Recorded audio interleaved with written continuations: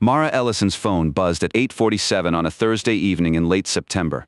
The screen lit up between her water glass and an untouched square of tiramisu, and she glanced down at the message from Caleb. 6 words and a red heart. "Late meeting running long. Can't wait to marry you." She read it twice. Then she lifted her eyes from the phone and watched her fiancé lean across a candlelit table and press his mouth against a dark-haired woman she had never seen before. He was 2 tables away. Close enough to hear his laugh if the music had been quieter.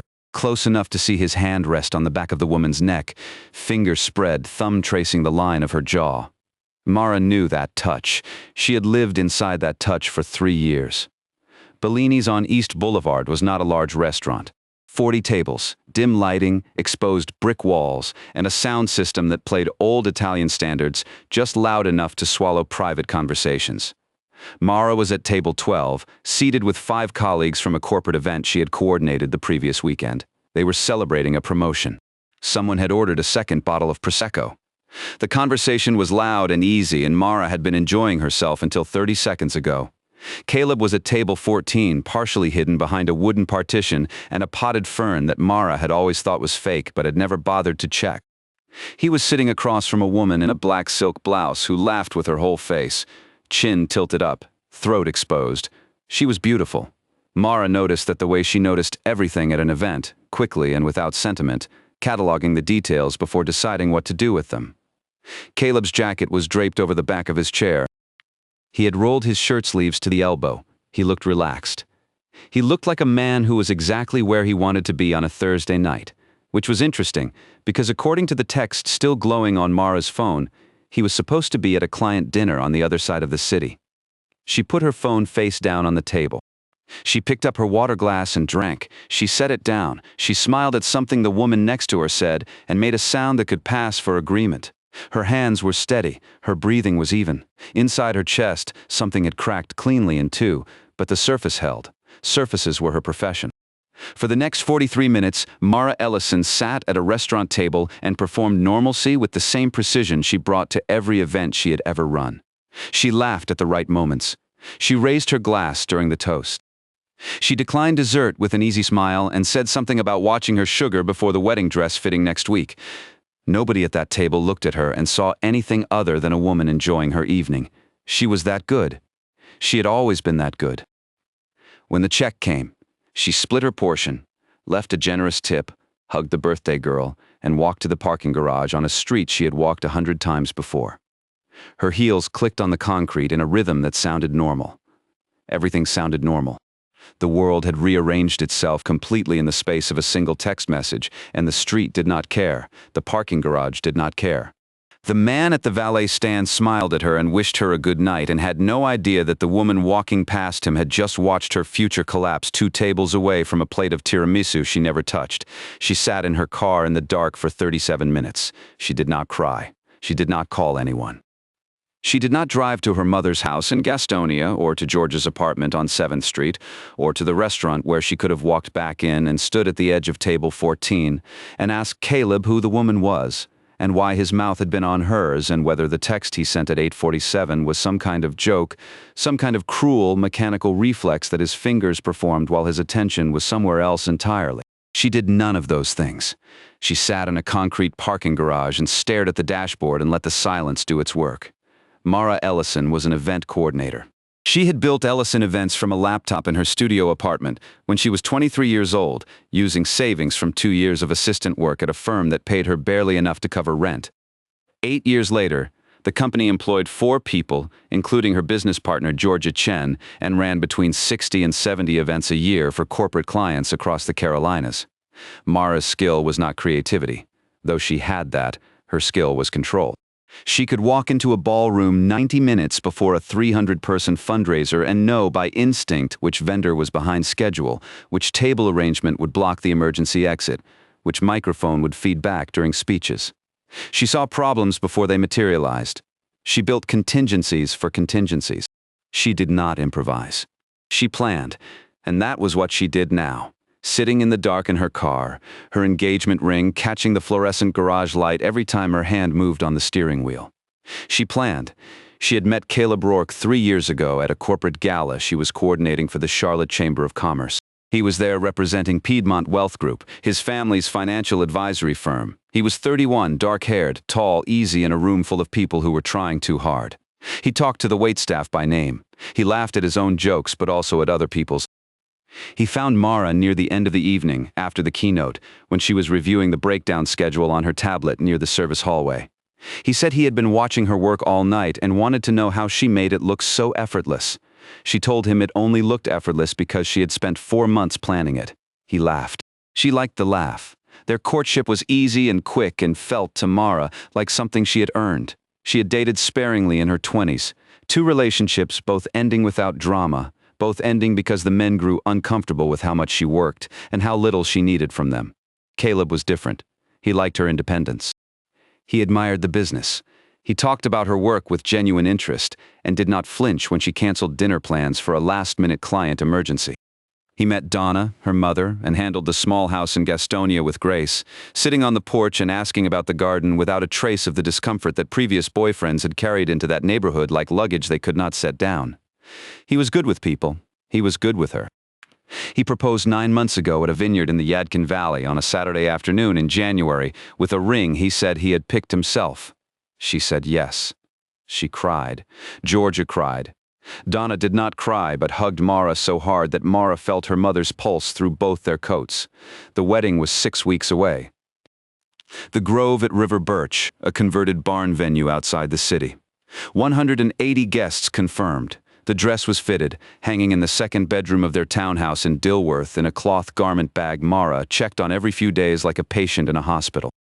$87,000 had been committed between both families, split roughly 60-40 with the Rourkes covering the larger share.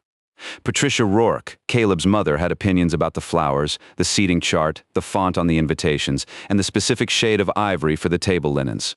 Mara accommodated her, because Mara accommodated everyone.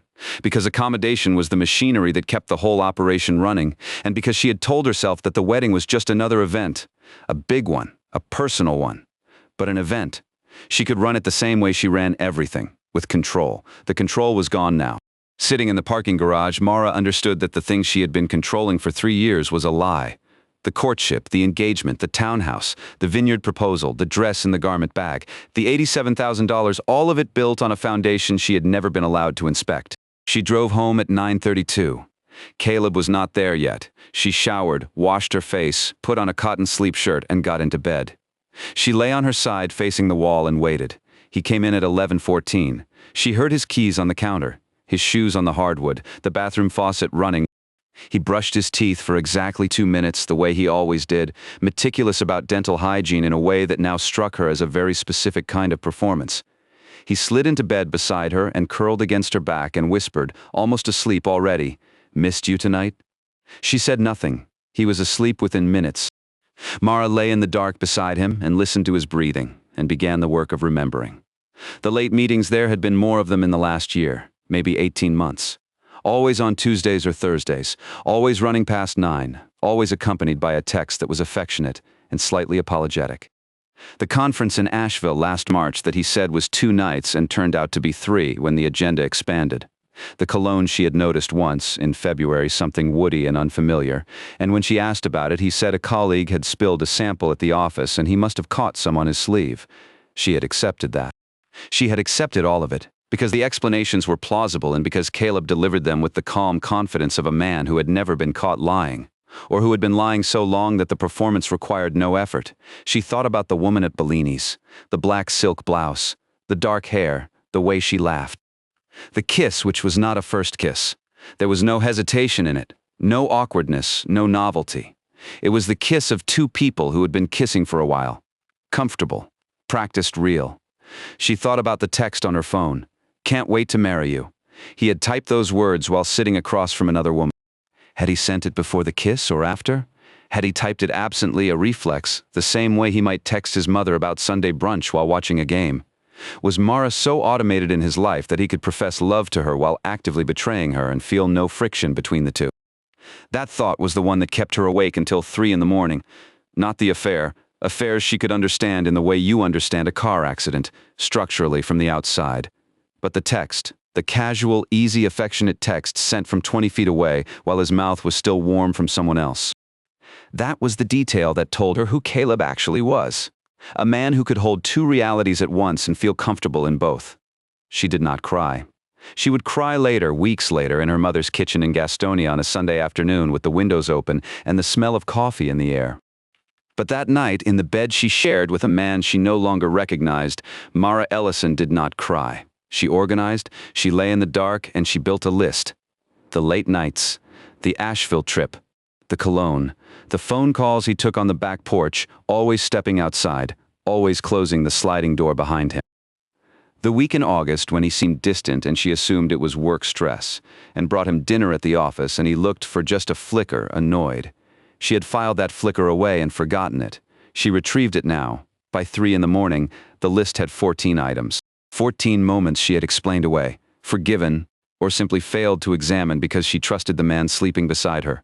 14 small fractures that she could now see, in the dark, formed a single clean break. She did not wake him. She did not pack a bag. She did not take off her ring. An event coordinator does not panic when the schedule falls apart. She finds the backup plan, and if there is no backup plan, she builds one. Mara closed her eyes at 3:15 and made a decision. She would not say a word. She would not confront, accuse, cry, or leave. She would do what she had done every day for 8 years when something went wrong at an event and the client was watching. She would smile, keep moving, and handle it behind the scenes where no one could see. She had spent 3 years memorizing the map of a country that did not exist. Now she was going to find out what the real geography looked like, and when she had the full picture, every road and every border and every hidden passage Caleb thought no one would ever find, she would decide what to do with it. On her schedule, on her terms, in her own time. The wedding was 6 weeks away. That was enough time to plan the most important event of her career. The investigation started on Friday morning while Caleb was in the shower singing a song Mara could not identify. His phone was on the nightstand, face up, unlocked. She did not touch it. That would come later maybe if she needed it. For now she wanted something more reliable than a phone that could be wiped clean in 30 seconds. She wanted paper. Caleb kept a leather planner on his desk in the home office. He was analog about certain things, scheduling being one of them. Every appointment, every client dinner, every meeting was written in blue ink in his small, precise handwriting. Mara had always found that charming, a financial advisor who still used a paper calendar. It had felt old-fashioned and trustworthy. Now it felt like a document. She photographed every page from September backward through January, holding her phone steady over each spread while the shower ran in the next room. 8 months of entries. She emailed the photos to herself, deleted them from her camera roll, and set the planner back on the desk at exactly the angle she had found it. Then she went downstairs and made coffee.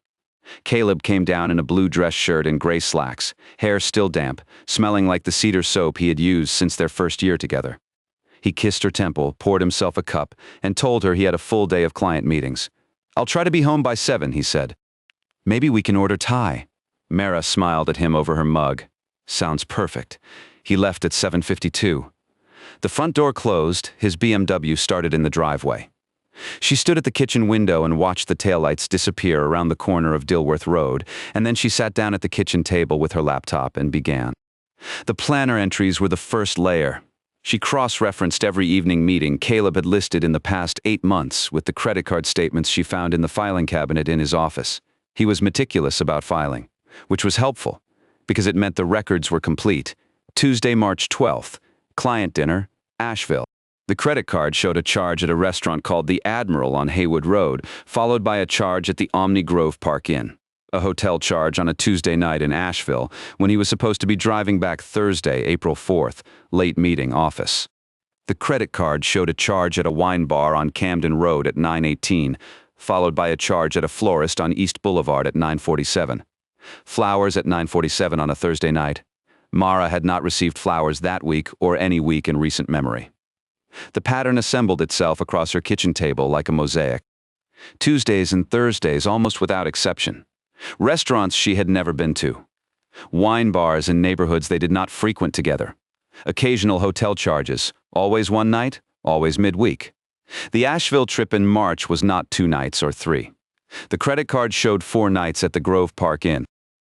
Caleb had been gone for 5 days and told Mara it was a financial planning conference. By noon, Mara had a spreadsheet on her laptop with 43 entries. Dates, locations, amounts. The picture was thorough and damning, but it was still anonymous. Restaurants and hotels told her where he went, but not who he went with. She needed a name. The name came through Instagram, of all places. Mara was not a heavy social media user. She posted occasionally for Ellison events, polished photos of corporate galas and charity dinners, and she scrolled sometimes in the evening when her brain needed to go blank. That Saturday morning, she opened Instagram and searched Caleb's tagged photos. He was careful. His own profile was professional and sparse, but other people's profiles were not his to control. A woman named Trisha Locke, who Mara recognized as the receptionist at Piedmont Wealth Group, had posted a photo from an office happy hour 3 weeks earlier. Group shot, 8 people, a rooftop bar somewhere downtown. Caleb was in the back row, slightly out of focus. Standing next to him, leaning just close enough that their shoulders touched, was a dark-haired woman in a familiar black silk blouse. Mara enlarged the photo and felt her pulse climb. This was the woman from Bellini's. Trisha had tagged everyone in the photo. The woman's name was Sienna Voss. Sienna's Instagram was public interior designer. Savannah College of Art and Design graduate, beautiful curated feed, photos of renovated kitchens, staged living rooms, afternoon light through tall windows. She had moved back to Charlotte 18 months ago. Mara scrolled through nearly 2 years of posts, looking for Caleb, but Sienna was careful too. No photos of him, no tags, no location overlaps that were obvious. But there were small things. A photo of 2 wine glasses on a restaurant table captioned Tuesday Tradition. A photo of a hotel bathrobe captioned Asheville Weekend, posted in March. The same week Caleb was at his conference, Tuesday Tradition. The words sat in Mara's chest like a splinter. On Monday, she told Georgia, they were in the Ellison Events office on East 7th Street, a converted storefront with exposed ductwork and a wall of fabric samples that Georgia maintained with the devotion of a museum curator. Mara waited until the 2 junior coordinators left for a vendor meeting. Then she closed the office door and said calmly, "Caleb is seeing someone." Georgia set down her coffee. Her face changed, but not in the direction Mara expected. Georgia did not look shocked. Georgia looked sick. "How long have you known?" Mara asked, because she could read a room faster than anyone she had ever met, and the look on Georgia's face was not surprise. It was recognition. Georgia pressed her hands flat on the desk. "6 weeks ago, I was driving back from a site visit in South Park, and I cut through Park Road to avoid traffic on Woodlawn. His car was in the parking lot of an apartment building near the Greenway. The BMW, the gray one with the Piedmont Wealth plate frame. I almost stopped because I thought maybe he was visiting a client. And then I thought, why would Caleb be visiting a client at an apartment complex at 8 o'clock on a Thursday night? And then I told myself there were 1,000 explanations and I was being paranoid and I should not say anything unless I was sure." The silence between them was absolute. "I should have told you," Georgia said. Her voice cracked on the last word. "I should have told you immediately, and I talked myself out of it because I was scared of being wrong. And I am so sorry, Mara. I am so sorry." Mara looked at her business partner, her closest friend, the woman who had been beside her for every milestone of the last 9 years. Georgia's eyes were red. Her hands were trembling on the desk. The guilt was enormous and genuine, and Mara could see that Georgia had been carrying it alone for 6 weeks, sick with it, checking Mara's face every morning for signs that she already knew. "The apartment on Park Road," Mara said. "Do you remember the building?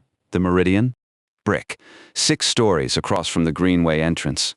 Mara pulled up Sienna Voss's Instagram on her phone and turned the screen toward Georgia. A photo from 4 months ago. Sienna on a balcony with a coffee cup, morning light on her face, brick building visible behind her. The Meridian. Georgia looked at the photo for a long time. Then she said quietly, "What do you need me to do?" "I need you to help me look at the books." This was the moment that turned a betrayal into something larger. Mara had been running the creative and client-facing side of Ellison Events since the company's founding. The financial side, the accounting, the invoicing, the tax preparation had been handled for the first 7 years by a bookkeeper named Darlene Howell, a patient woman in her 60s who charged $300 a month and never missed a decimal. Then Caleb proposed. And shortly after the engagement, he offered to take over the business finances. He was a financial advisor. It was what he did. He could streamline the books, optimize the tax strategy, save Mara the monthly bookkeeper fee. It made sense. It was logical and generous, and Mara, who was deep in wedding planning and a busy fall event season, said yes. Darlene was let go with a grateful card and a bonus check. Caleb was added as an authorized signer on the business checking account and given access to the bookkeeping software. That was 11 months ago. Mara and Georgia spent Tuesday afternoon at the office going through every transaction since Caleb took over the books. Georgia handled the bank statements. Mara handled the bookkeeping software. They worked in near silence, the only sound the clicking of keys and the occasional sharp exhale when one of them found something. The first anomaly appeared within 20 minutes. A payment of $3,800 to an entity called Voss Design Consulting, coded as a vendor fee for a corporate retreat Ellison Events had coordinated in February. Mara pulled the file for that retreat. The client was a law firm in Ballantyne. The vendors included a caterer, a florist, an AV company, and a rental agency. There was no interior designer on the vendor list. There had been no interior design services. The payment to Voss Design Consulting had no corresponding invoice, no contract, no email authorization. It simply appeared in the books as a vendor expense, entered by Caleb, approved by Caleb, paid from the business checking account that Caleb controlled. The second payment was 3 weeks later. $2,700, same vendor, coded as consulting for a charity gala. Mara pulled that file too. No interior design services, no invoice, no contract. There were 11 payments in total, spread across 11 months, ranging from $1,800 to $4,600. Each one was coded to a different event. Each one was paid to Voss Design Consulting. The total was $42,315. Mara stared at the number on her screen. $42,000, that was what her trust had been worth, apparently. $42,000, a shell consulting company, and a woman named Sienna. If you're listening to this and you have ever trusted someone with the thing you built from nothing, with the work that has your name on it and your years inside it, then you understand what Mara felt in that office on a Tuesday afternoon, sitting across from her best friend, looking at a spreadsheet that proved the man she loved had been stealing from her. It is a specific kind of cold. It does not arrive with anger. Anger comes later. First, there is just the cold, the understanding that the person who slept beside you, who kissed your forehead, who said he was proud of you, was reaching into your pocket while you looked the other way. Georgia found the rest. $9,112 in personal charges on the Ellison Events credit card, all entered by Caleb over the same 11 months. Dinner at Bonterra on College Street, $412. A weekend at the Omni Grove Park Inn, $1,160.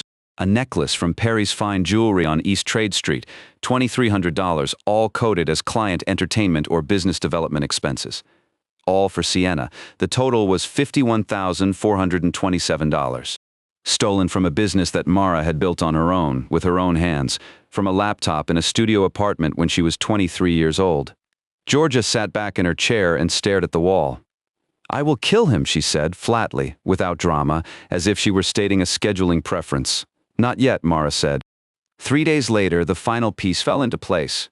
Mara was at a dress fitting for the wedding, the last one before alterations were complete, at a bridal shop on Providence Road. Patricia Rourke had insisted on being there because Patricia inserted herself into every aspect of the wedding with the relentless cheerfulness of a woman who believed her taste was superior to everyone else's. The fitting took 40 minutes. The dress was beautiful, ivory silk, fitted bodice, a hem that brushed the floor. Patricia made 3 comments about the neckline being too conservative and one about the color being closer to cream than ivory. Mara smiled through all of them.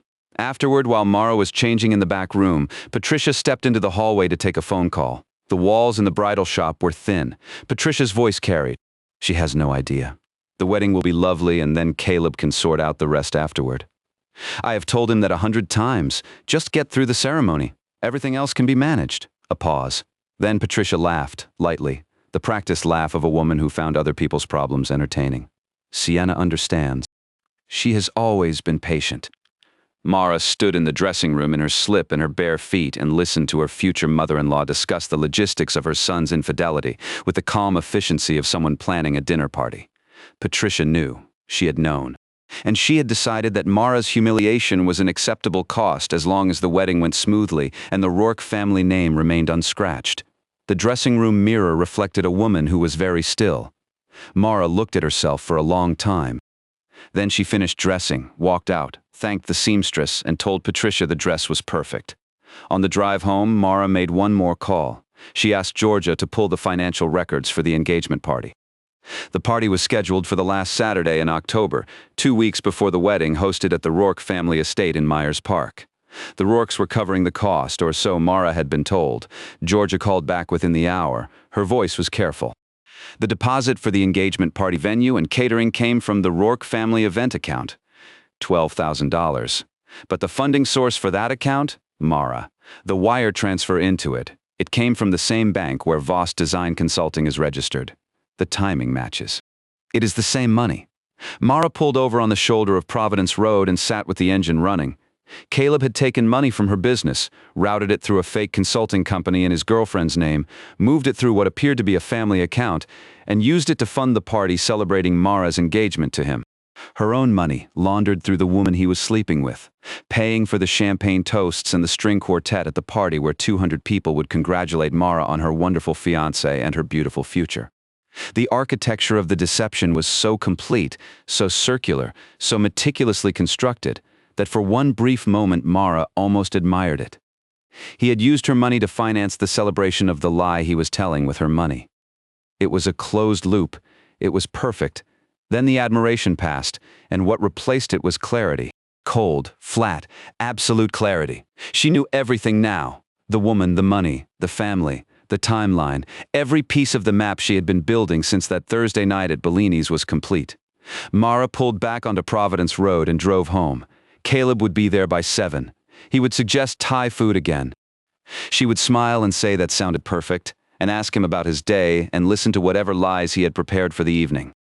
She would do this because the engagement party was 12 days away, and the event coordinator in her had already begun planning something that no guest list or seating chart or floral arrangement could prepare the Rourke family for.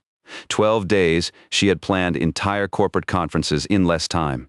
This would be smaller, more personal, and far more precise. Rachel Thornton's office was on the 6th floor of a building on South Tryon Street, 3 blocks from the courthouse. The reception area smelled like printer paper and fresh paint, and the chairs were leather and uncomfortable in a way that suggested the firm did not want its clients lingering in the lobby. Mara arrived at 9 on a Wednesday morning, 10 days before the engagement party, carrying a folder that weighed almost nothing and contained enough evidence to end a man's career. Rachel was in her mid-40s. Dark hair cut short. Reading glasses she wore on a chain around her neck like a surgeon's instrument always within reach. She specialized in civil fraud recovery. Mara had found her through a colleague in the legal industry, a woman whose corporate retreat Ellison Events had coordinated 2 years earlier, and who, when Mara called and described her situation without using names, had said simply, "You need Rachel Thornton? Tell her I sent you." Mara placed the folder on Rachel's desk and walked her through every document. The 11 payments to Voss Design Consulting, the missing invoices, the credit card charges, the LLC registration in Sienna Voss's name, the wire transfer connecting the stolen funds to the Rourke family event account. The engagement party deposit. Rachel listened without interrupting, making small notes on a legal pad, her face revealing nothing. When Mara finished, Rachel removed her reading glasses and set them on the desk. "You have a clear civil fraud case," Rachel said. "Embezzlement from a business in which you are the majority owner. The documentation is thorough, the paper trail is direct. Depending on how you want to proceed, you may also have grounds for criminal referral." "I do not want criminal charges," Mara said. Rachel nodded. "Then here is what I recommend. Secure your business accounts today. Move to a new bank. Change all access credentials. Remove Caleb Rourke from every financial instrument associated with Ellison Events. Do this quietly and do this immediately. Second, do not confront him, not yet. You are not married to this man. There is no divorce to negotiate, no marital asset division. Your business is your business. The stolen funds are recoverable through civil litigation or through a settlement demand, which, given the Rourke family's concern with appearances, I suspect will resolve quickly. Third, preserve every document you have. Print copies. Store them off-site. Email them to me. If any of this disappears, we want redundancy." Mara had already done most of it. The documents were backed up in 3 locations. Georgia had printed copies and stored them in a locked drawer at her apartment. The digital files lived on an encrypted drive Mara kept in her car. Rachel Thornton was telling her to do what she had already done, which was reassuring in a way that felt like putting on a seatbelt she was already wearing. "There is one more thing," Mara said. "The engagement party is in 10 days. His family is hosting it, 200 guests." Rachel studied her. "You want to cancel?" "No," Mara said. I want to attend. Something shifted in Rachel's expression. A small tightening around the eyes, a recalibration. She looked at Mara for a long moment, and then she leaned back in her chair and said, "Tell me what you're planning," Mara told her. Rachel was quiet for 15 seconds, which, in a lawyer's office, felt like an hour. Then she said, "From a legal standpoint, everything you have described is factual disclosure. You are presenting documented evidence of financial fraud at a social gathering. There is nothing actionable about telling the truth in your own voice, in a setting you were invited to, about money that was stolen from you. My only advice is this. Stay factual. Do not speculate. Do not embellish. Let the documents speak." "That is what I do for a living," Mara said. The business accounts were moved by Thursday afternoon. Georgia handled the logistics with the efficiency of a woman who had been angry for a week and needed somewhere to put it. A new business checking account at a different bank. New credit cards issued, new passwords on the bookkeeping software, the payroll system, the vendor payment portal. Every digital credential Caleb had ever touched was changed, overwritten, revoked. His access disappeared in the space of 4 hours, quietly, completely, like lights going out in rooms he would not visit again. Caleb did not notice. He had not logged into the business accounts in 3 weeks. He had apparently concluded that his system was working well enough to run itself, which told Mara everything she needed to know about how seriously he took the money he was stealing. It was not even important enough to monitor. Meanwhile, the engagement party planning continued. Patricia Rourke called Mara 3 times that week with revisions. The napkin color was wrong. The canapé selection needed a vegetarian option. The string quartet should learn 2 additional songs, both of which Patricia described as standards and which Mara had never heard. Mara took notes, confirmed every change, and forwarded the details to the caterer and the musicians with the same professionalism she brought to every client. She was running 2 events simultaneously now. The one Patricia saw and the one Patricia did not.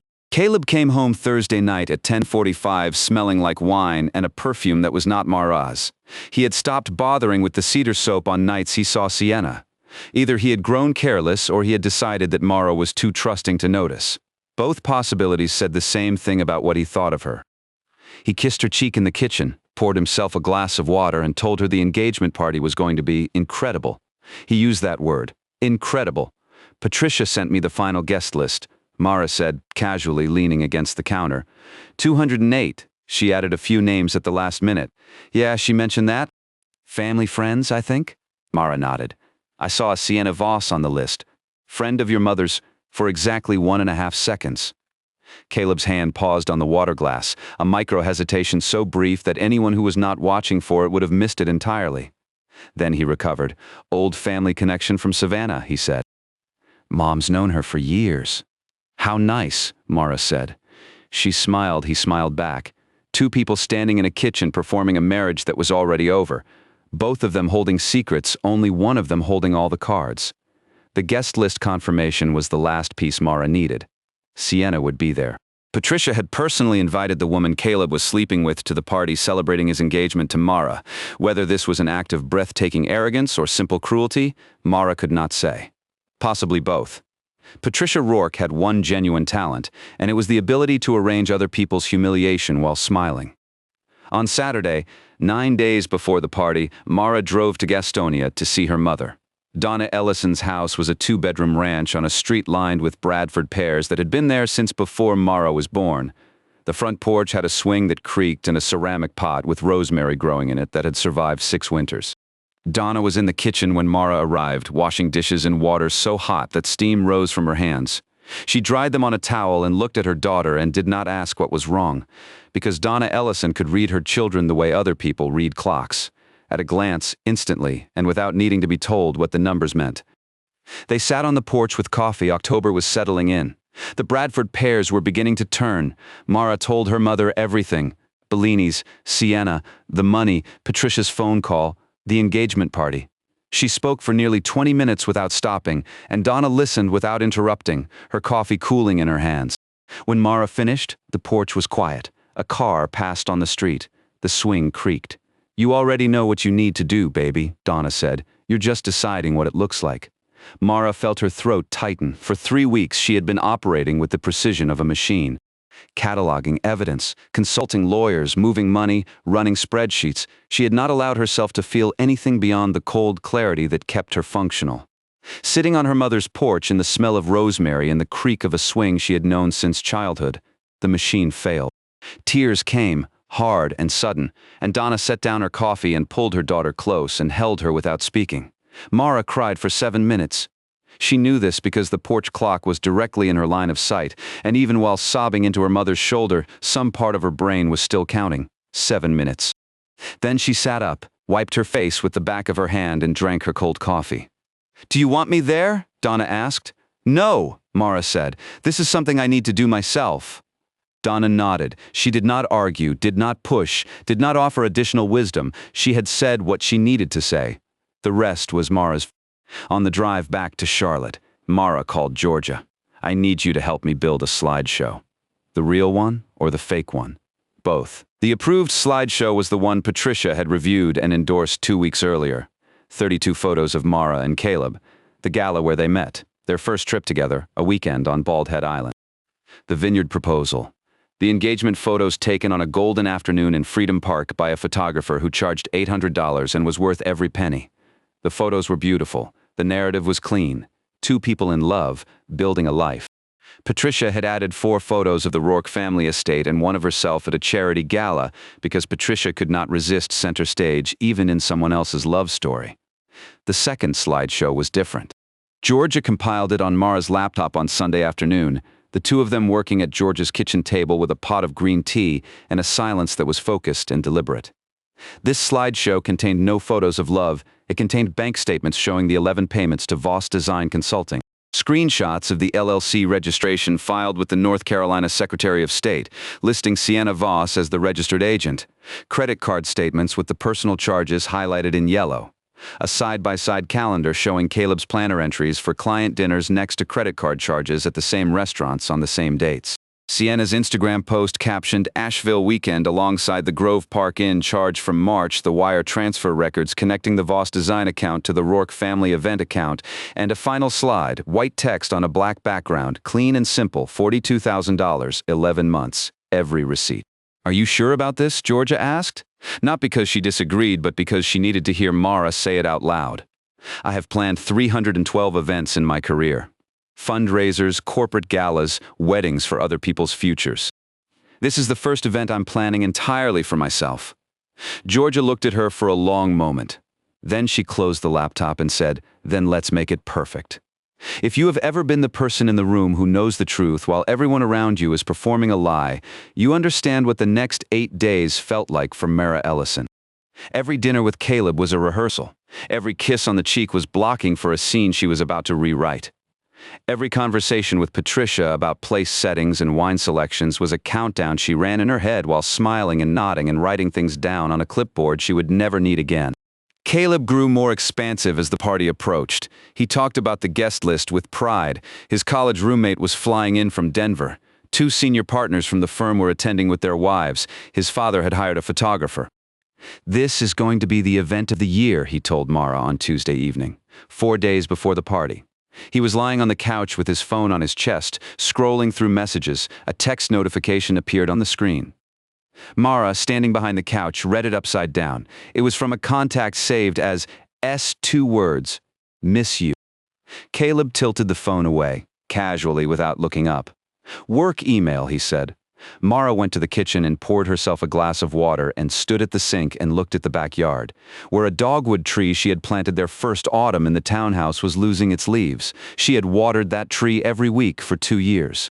She had composted around its base and pruned its lower branches and watched it grow from a skinny sapling into something with real shape. She would leave it behind when she left this house. That was a small loss. She could plant another one.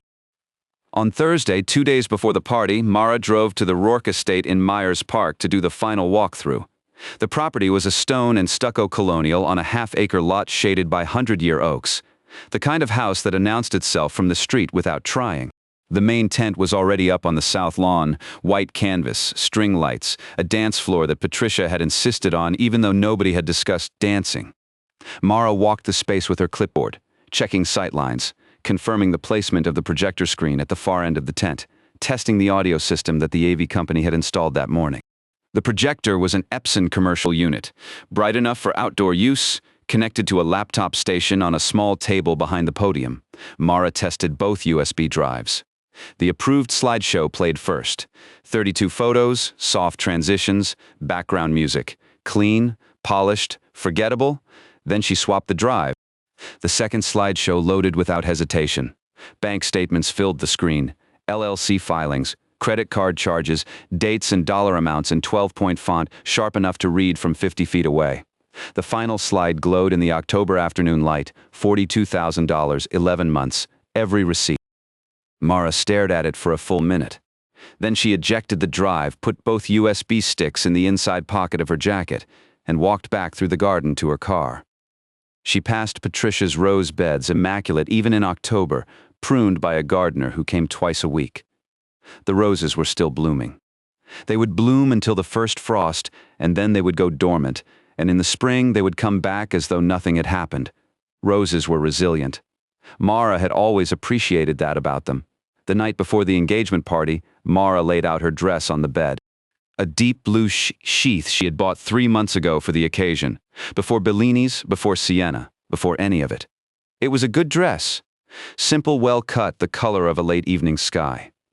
She had bought it because it made her feel like herself, which was a strange thing to want from a dress, but the only thing that mattered now. She set both USB drives on the nightstand. She charged her phone. She texted Georgia, "See you at 4." Georgia replied with a single word, "Ready." Caleb came home at 9 earlier than usual. He was in a good mood. He talked about the party, about his college roommate's flight getting in on time, about the weather forecast for Saturday, clear skies, mid-60s, perfect. He wrapped his arms around Mara from behind while she stood at the bathroom mirror, removing her makeup, and said, "Tomorrow is going to be amazing." "Yes," Mara said, looking at his reflection, "it is." She slept through the night for the first time since Bellini's. Her body was calm, her breathing was even. Beside her, Caleb slept on his back with one arm over his face, the posture of a man who had never lost a night's rest to guilt. Mara set her alarm for 6 and closed her eyes. She had spent 3 weeks gathering evidence, moving money, consulting lawyers, compiling documents, and swallowing every word she wanted to say to the man who had stolen from her and lied to her, and kissed another woman 20 feet away while texting her that he could not wait to marry her. 3 weeks of silence. 3 weeks of smiling across the dinner table at a stranger who wore her fiancé's face. Tomorrow the silence would end. Tomorrow she would stand in front of 200 people and tell the truth in a voice so steady that the room would not know what to do with it. Mara Ellison fell asleep at 10:15, and for the first time in weeks she did not dream. Saturday arrived the way October Saturdays in Charlotte always arrive, cool and bright, with a sky so blue it looked manufactured. Mara woke at 6, before her alarm. Caleb was still sleeping. She lay still for a moment, looking at the ceiling, listening to the house. The refrigerator hummed. A neighbor's dog barked once and stopped. Traffic on Dilworth Road was thin. The world was ordinary, indifferent, and already moving. She got up, showered, dried her hair, made coffee. She ate a piece of toast standing at the counter and felt nothing except a mild, clear-headed readiness that reminded her of the calm before a large event. The hour when everything was in place and there was nothing left to do but walk through the door and execute the plan. Caleb came downstairs at 8:30, cheerful, already dressed in a white button-down and navy slacks. He looked handsome. Mara noted this the way she would note a well-dressed guest at an event, with detached professional appreciation and no personal feeling attached. He kissed her forehead, poured his coffee, and talked about the weather. Perfect day, not a cloud. Patricia must have bribed someone upstairs. "You look calm," Caleb said, studying her across the kitchen island. "I am," Mara said. He smiled. "It's going to be a great night." Mara sipped her coffee and said nothing. He did not notice the silence because he had never noticed her silences. That was the thing about Caleb. He heard himself beautifully. Everyone else was background noise. They arrived at the Rourke estate separately, Mara in her car at 3:30 to manage setup, Caleb later with his parents. The property looked immaculate. Patricia's gardener had been working all week. The lawn was edged, the boxwoods were trimmed, and the 100-year oaks dropped their leaves in patterns that looked almost intentional. The main tent glowed in the late afternoon light, white canvas and string lights, 200 chairs arranged around circular tables with ivory linens and arrangements of white roses and dusty miller that Patricia had selected from a florist in South Park who charged $11 per stem.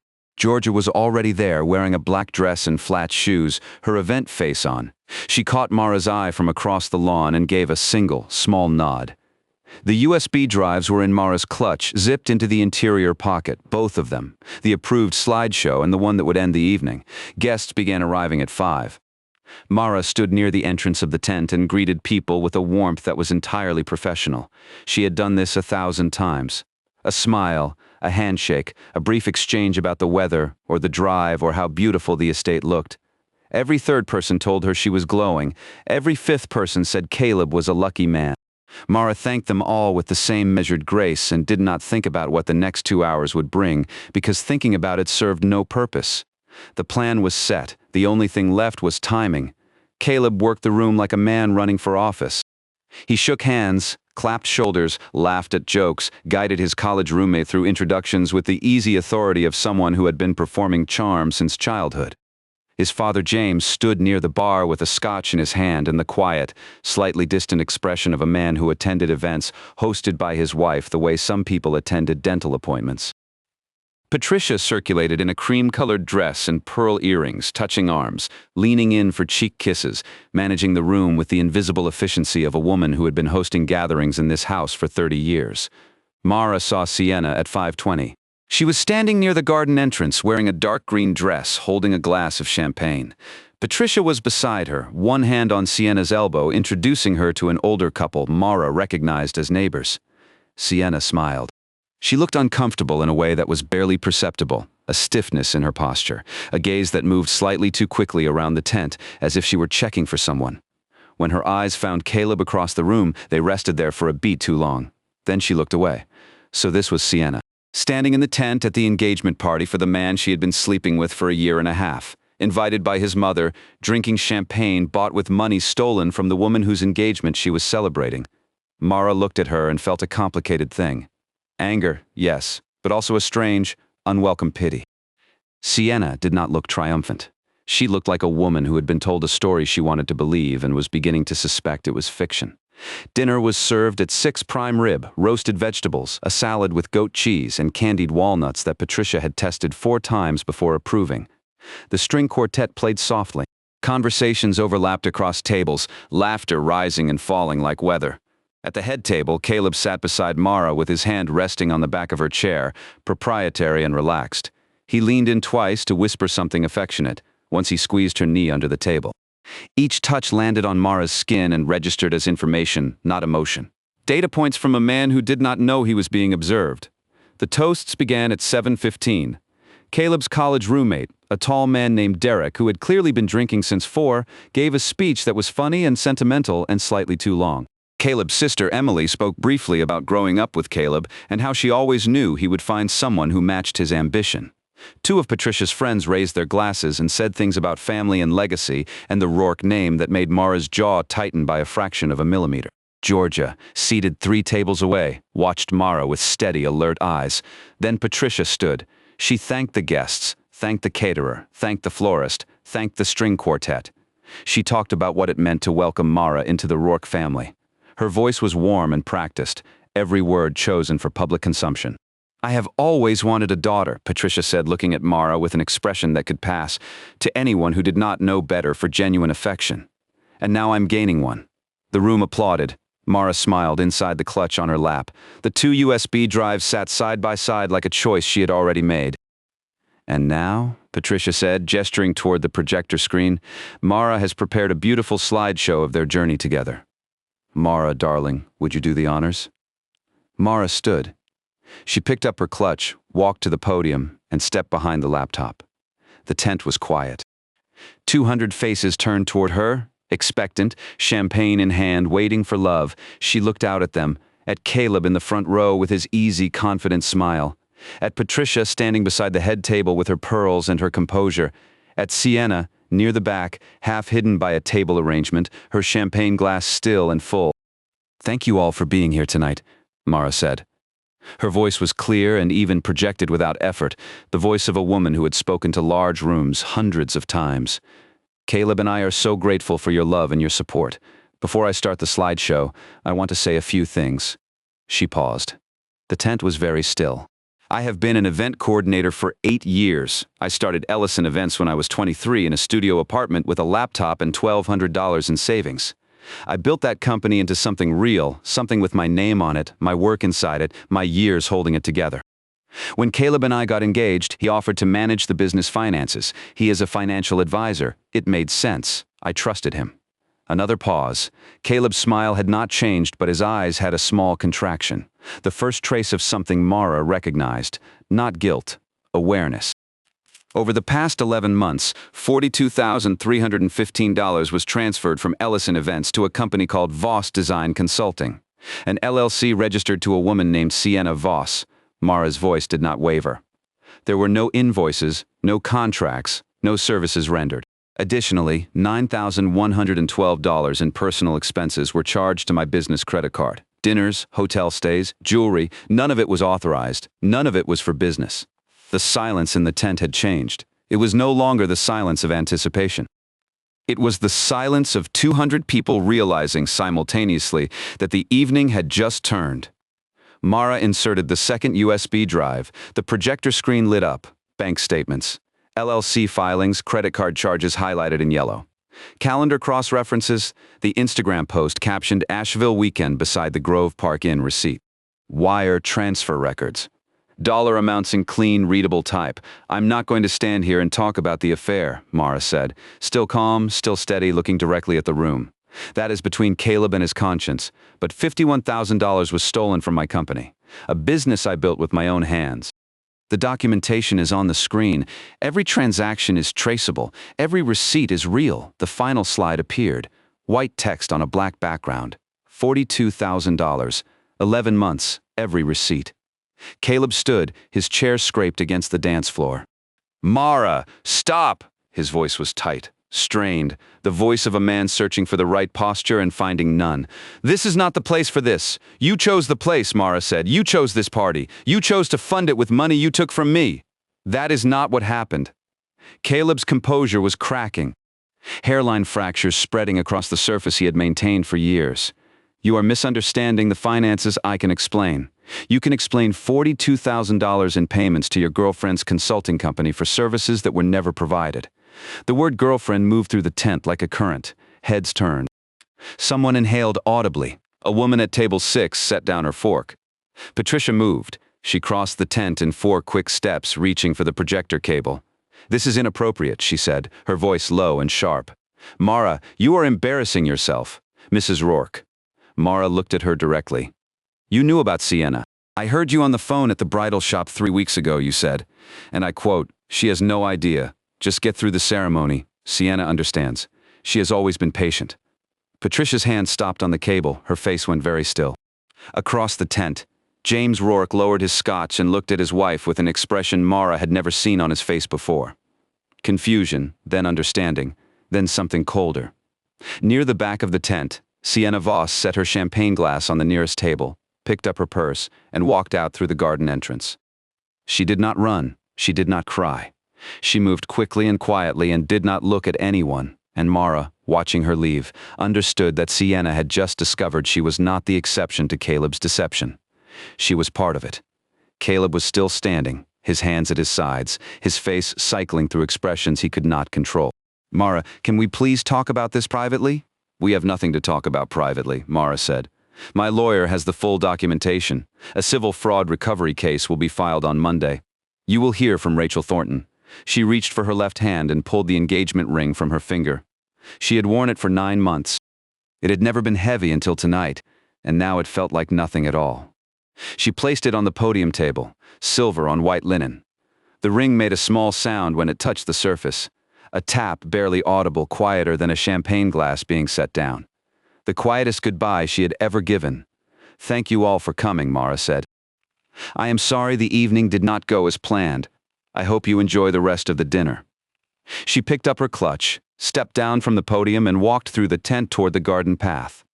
She did not look at Caleb. She did not look at Patricia. She looked straight ahead, past the white roses and the string lights and the 200 faces that were now staring at the screen, and then at Caleb, and then at each other, trying to assemble a story that Mara had just told them in full.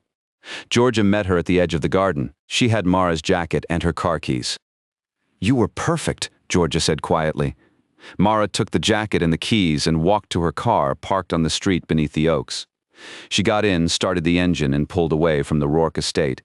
In the rearview mirror, the tent glowed against the October sky like a stage after the final scene. She drove south on Queens Road past the houses with their golden windows and their evening routines, and turned onto East Boulevard and past Bellini's, where 3 weeks ago she had sat at table 12 and watched her life divide into before and after over a plate of tiramisu she never touched. The weeks that followed were both simpler and harder than Mara expected. Rachel Thornton filed the civil fraud recovery on Monday morning. By Wednesday, the Rourke family's attorney had called to discuss settlement terms. Patricia wanted it resolved quickly and quietly. The Rourke name could absorb many things, but documented financial fraud displayed at a 200-person gathering was not one of them. The settlement came through in November. 38,000 of the 51 recovered. Rachel advised that pursuing the remaining 13,000 would cost more in legal fees than it was worth. Mara agreed. The number on the settlement check was less than what was taken, but it was enough. Enough to close the account, close the chapter, close the door. Caleb tried once, a phone call 3 days after the party that Mara did not answer. A text that said, "I know you're angry, and you have every right to be." She read it once and deleted it. His words had stopped meaning anything to her on a Thursday night in September, and no arrangement of them afterward could rebuild what he had spent 11 months dismantling. Piedmont Wealth Group lost 4 clients in the month following the engagement party, in a city like Charlotte, where wealth management was built on reputation and word of mouth. A story like Caleb's traveled fast. His father reassigned him from senior advisor to a back-office compliance role, which was the Rourke family equivalent of exile. Patricia resumed her garden club attendance in January, 2 months after the party, and did not mention Caleb's engagement or its ending to anyone. Some silences are chosen. Others are imposed by the weight of what you cannot explain. Sienna Voss closed her Instagram account within a week.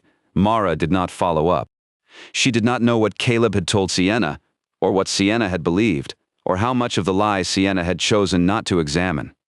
It did not matter. Sienna was not the wound. She was a symptom of something broken inside a man who had learned, long before Mara met him, that love was something you performed while your real life happened somewhere else. Georgia did not say "I told you so," or "I should have said something sooner" again after the party. Instead, she came to the office every morning at 8 and worked beside Mara with the focused, steady energy of someone who was trying to rebuild by being present. Ellison Events did not miss a single client deadline in October or November. 2 new corporate clients signed in December. The business was fine. It had always been Mara's. Caleb was just borrowing it. Mara moved out of the Dilworth townhouse on a Sunday in early November.